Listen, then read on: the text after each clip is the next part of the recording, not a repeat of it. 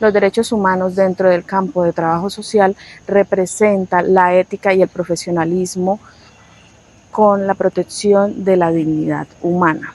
Este campo se encarga de velar y proteger aquellos derechos fundamentales que han sido violados dentro de comunidades o personas o grupos que han venido siendo violados históricamente, y se encarga de velar y proteger aquellos derechos fundamentales. Y a continuación haremos la presentación de una entrevista a una profesional en trabajo social, la cual tiene una amplia experiencia dentro de este campo de acción. Buenos días, nos encontramos el día hoy con la profesional Lucy Milena Córdoba, quien es una especialista en el campo de derechos humanos, para indagar un poco más sobre el actuar del trabajador social en este campo de la profesión. ¿Cómo está, profesora Lucy Córdoba? Muy bien, muchas gracias por la invitación. Agradecidos primordialmente con usted por aceptar nuestra invitación a esta entrevista, donde queremos conocer cómo es su labor dentro del campo de derechos humanos.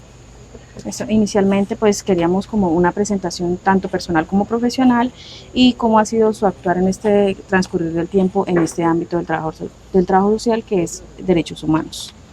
De acuerdo, entonces, bueno, pues buenos días, muchas gracias por la invitación.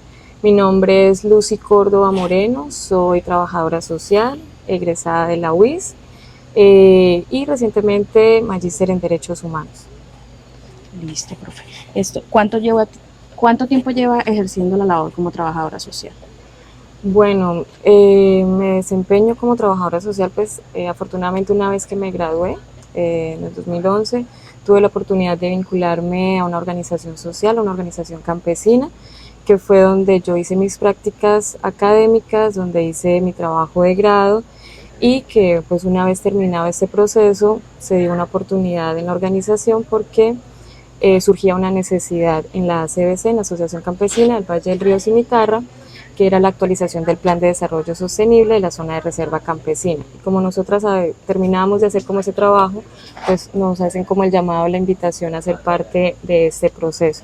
Entonces desde ahí empiezo a ejercer como trabajadora social, como parte de procesos de investigación, de acompañamiento y de defensa de los derechos humanos, particularmente pues de la población campesina. Es decir que prácticamente su experiencia laboral siempre ha estado dentro del campo de derechos humanos. Principalmente, sí, ha estado relacionado con el campo de derechos humanos. Perfecto. A continuación la compañera le brindará una pregunta. Bueno, tenemos aquí estas 4 cartillitas y queremos que escoja una de ellas. Aquí están las 4 preguntas a realizar el día de hoy en esta entrevista. Entonces, escoja una a la suerte. A ver. Que me toca de la suerte. Bueno. ¿Qué tanta suerte tengo? ¿Qué tanta suerte tiene?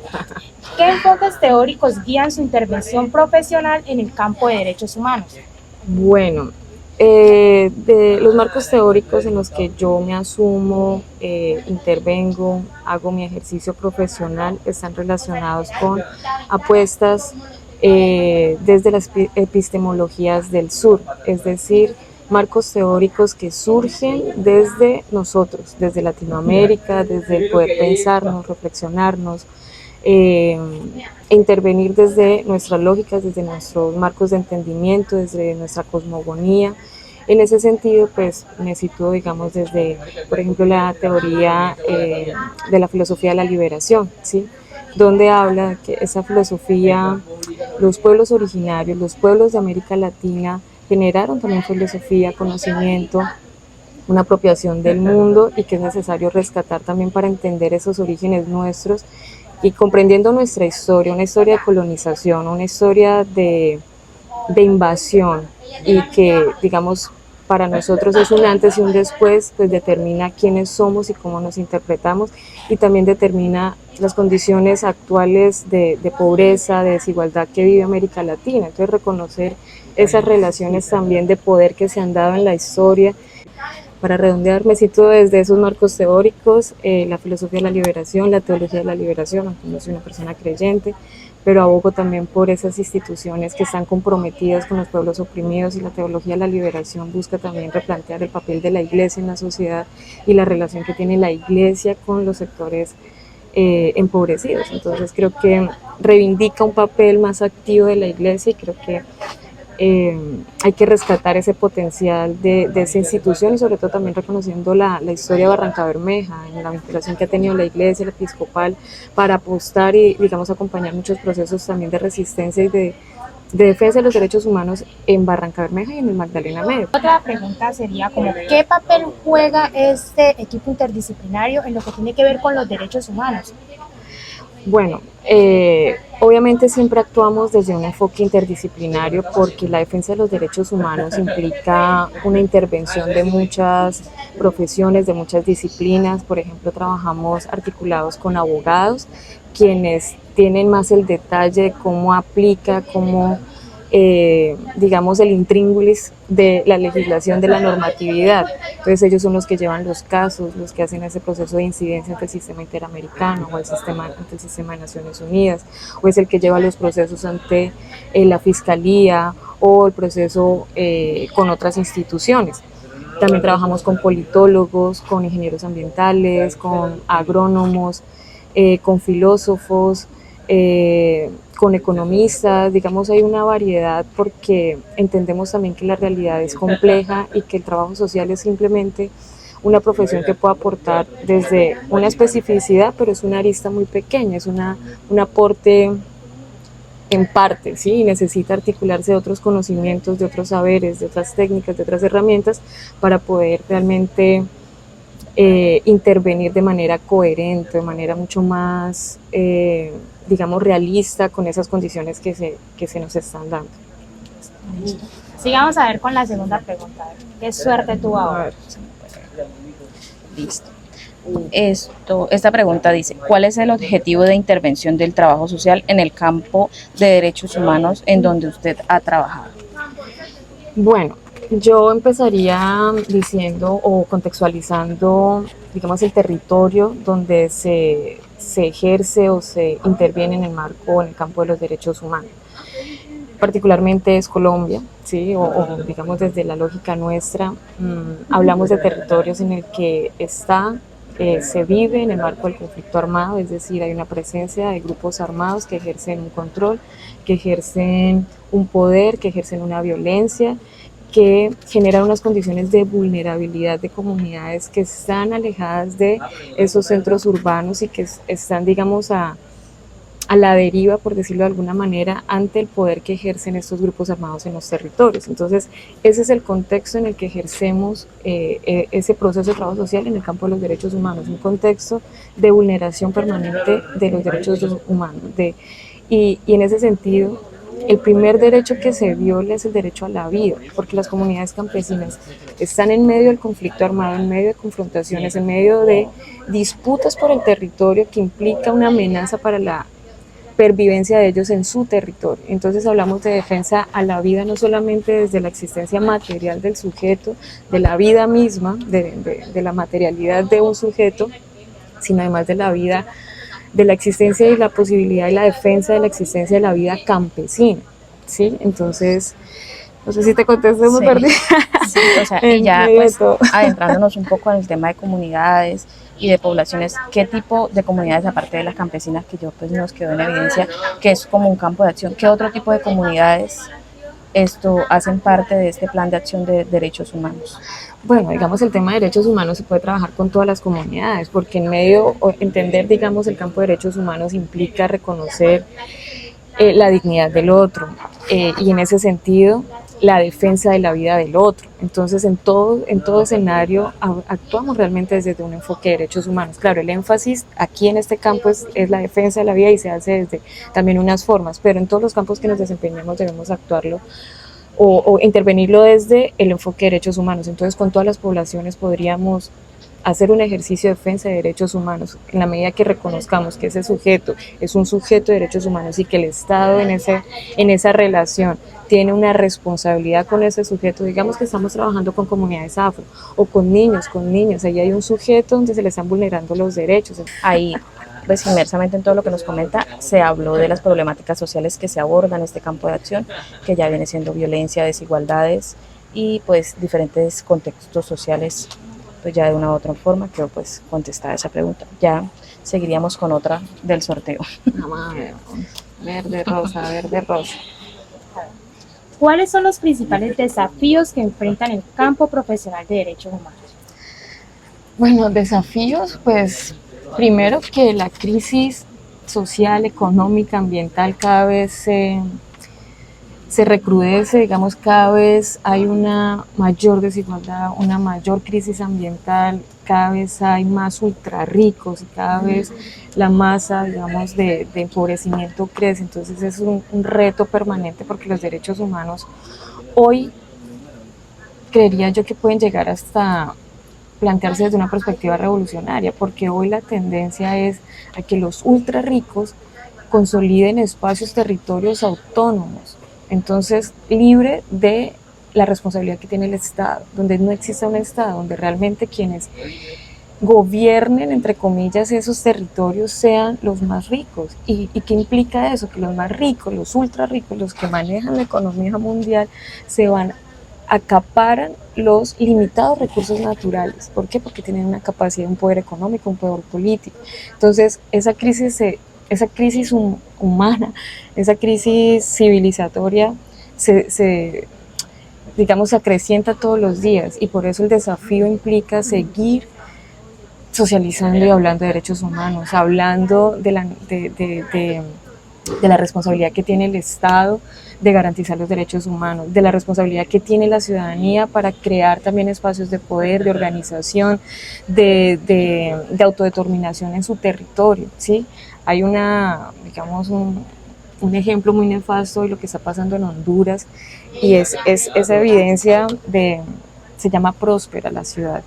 Y entonces en un tiempo, hace como 3 periodos, había un dictador en Honduras y llegaron los ultra ricos. Honduras es un país que ha sido muy empobrecido por las políticas del norte, por lo que ha hecho los poderes globales y han empobrecido una nación. Entonces, en una condición de pobreza, una pobreza muy significativa, llega un ultra rico y le dice: véndame un pedacito de tierra, y empiezan a construir, y es una ciudad futurista, o sea, búsquenla, realmente da miedo.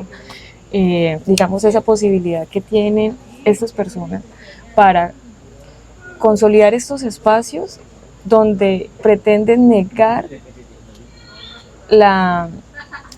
digamos, los principios fundamentales de los derechos humanos, de que todos somos iguales, de que todos tenemos un reconocimiento de nuestra dignidad, de que los derechos humanos son sin discriminación para todos en todo lugar, ¿sí? Entonces estos espacios empiezan a negar la idea de derechos humanos, empiezan a negar la responsabilidad que tiene el Estado respecto a sus ciudadanos, de la naturaleza humana, de que usted es digno, que usted tiene valores, de que usted por naturaleza tiene derecho a vivir en unas condiciones que le garanticen una vida digna, ¿sí? Entonces el desafío es ese. A pesar de que vemos los derechos humanos desde una perspectiva crítica, hoy en el contexto actual los derechos humanos son una herramienta que nos permiten seguir hablando de autodeterminación, de dignidad, de justicia y una justicia social, una justicia y de posibilidad de construir paz desde los territorios, desde nosotros mismos, desde los docentes, desde los estudiantes, desde las comunidades, desde todos. Queremos también conocer un poco de su aprendizaje en este campo de intervención, ese aprendizaje que ha sido más significativo de pronto en su experiencia en este campo de intervención como lo son los derechos humanos. Bueno, pues desde el principio ha sido un aprendizaje pues infinito, ¿no? A nivel personal, a nivel profesional.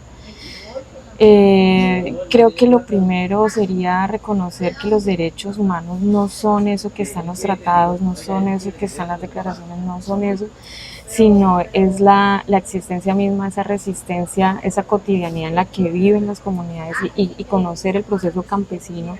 Para mí fue un despertar porque es un reconocimiento a esa potencialidad, a esa capacidad, a esa tenacidad, a ese valor infinito que todavía no hemos sido capaces de reconocer en el pueblo campesino. O sea, los campesinos, o sea, toda mi admiración para ellos, para ellas, y es entender entonces, volviendo al aprendizaje, digamos, que los derechos humanos trascienden esa idea de esa positivización que tenemos en los instrumentos, en las constituciones, en los tratados, que los derechos humanos se viven en esa convivencia, se respiran, se sienten, sí se viven los derechos humanos, es una vivencia, no es un discurso, es una práctica, ¿sí? Entonces el compromiso de comprometerme realmente con el proceso campesino, no verlo, ay, yo trabajé allá y ya no trabajo, entonces ya no hablo de eso, ya no hago eso, no, esto insisto, se vive, ¿no? Está uno en esa La vivencia. redundancia es más humano.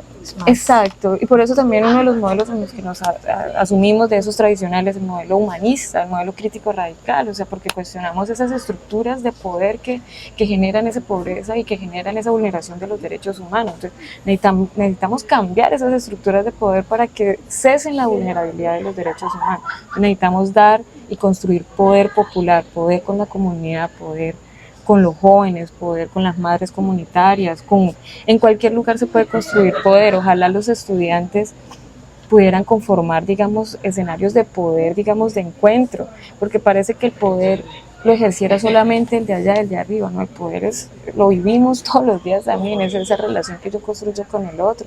Y si el estudiante se organiza, se encuentra, empieza a generar, por decirlo de alguna manera, micropoderes, espacios de organización, de reflexión, de encuentro. Cuando yo me encuentro con el otro, amplío mi visión del mundo, puedo entender mejor el mundo, porque no es solamente mi visión, sino la visión de la compañera, del compañero, del niño, del joven, del estudiante, del docente, del administrativo, de las personas de servicios generales. Todos tienen un conocimiento y un saber que es riquísimo poder entrar en esa discusión, en ese diálogo de diferentes percepciones y saberes. Perfecto. Bueno, y por último, perdón, ¿cuáles son las estrategias metodológicas más utilizadas durante su ejercicio profesional en este campo?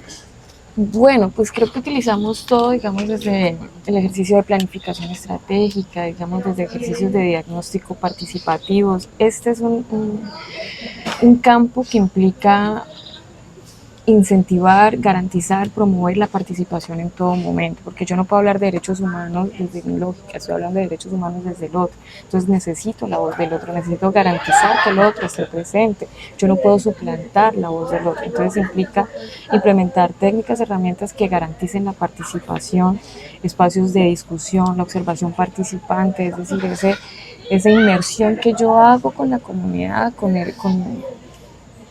el espacio, con el territorio, para poder vivirlo, para poder sentirlo también, para no conocerlo solamente desde la voz, que es una forma, pero necesito como adentrarme también en esas lógicas.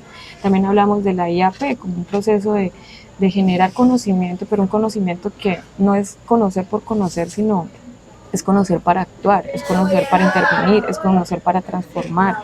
Entonces una relación permanente entre conocer, educarnos y actuar. Entonces siempre está en constante movimiento, digamos, ese proceso comunitario y de derechos humanos debe trascender ese espacio micro. Mientras fortalecemos las capacidades internas, tenemos también que hacer un proceso de incidencia a nivel municipal. Entonces buscábamos que estas comunidades, en el marco de la red de derechos humanos que habíamos conformado, tuviera relación, incidencia y diálogo permanente con la Defensoría del Pueblo, con la Personería, con la Alcaldía, que pudiera participar en la construcción del Plan de Desarrollo Municipal en el eje de derechos humanos para que las propuestas que quedaran en el Plan de Desarrollo partieran de la voz de las comunidades. Entonces un proceso también de formación permanente al campesinado para que reconozca cómo funciona el Estado, qué mecanismos tenemos, qué es eso del presupuesto participativo, qué es eso de un plan de desarrollo municipal y por qué es importante participar también en estos escenarios.